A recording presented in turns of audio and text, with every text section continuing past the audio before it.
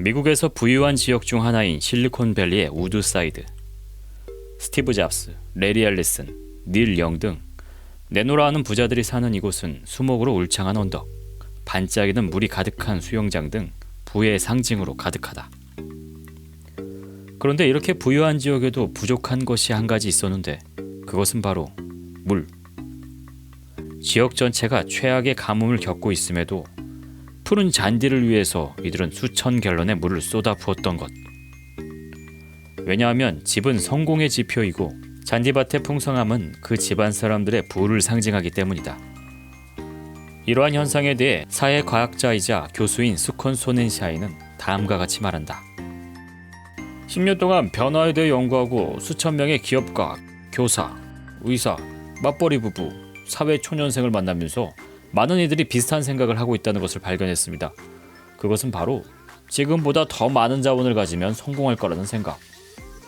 우리는 성공한 모습을 보여주기 위해 더 화려한 집, 더 넓은 정원을 갖고자 하고 회사에서는 큰 영향력을 발휘하기 위해 더 높은 직책과 더 넓은 사무실을 꿈꾸며 프로젝트를 성공적으로 끝내기 위해 더 많은 인원을 투입하려고 하죠. 그런데 놀라운 사실 하나 알려드릴까요?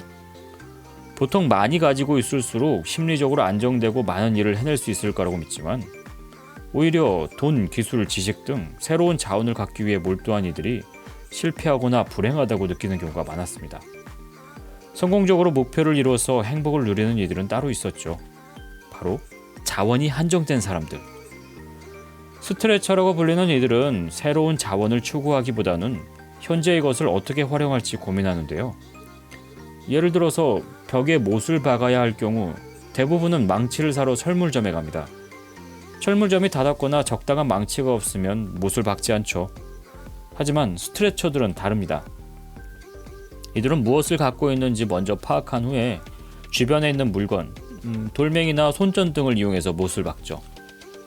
스트레처는 부족한 현재 상황을 불평하기보다는 갖고 있는 것을 활용하거나 조합하려고 노력하는데 이로 인해 돈, 시간을 절약할 뿐만 아니라 상황을 새로운 시선으로 바라보게 되어 창의적인 아이디어로 문제를 해결합니다.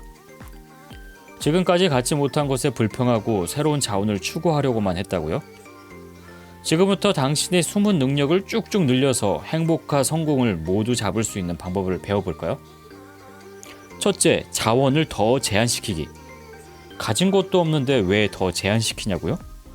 자원이 많으면 더 좋은 결과를 낼 것 같지만 연구 결과 가진 것이 적을 때 그리고 자원을 더 제한시켜 제약을 만들 때 일과 생활에 대한 새로운 전망이 생기면서 문제를 해결할 수 있는 창의적인 아이디어가 나왔습니다. 의도적으로 더 많은 자원을 제한시켜 보세요.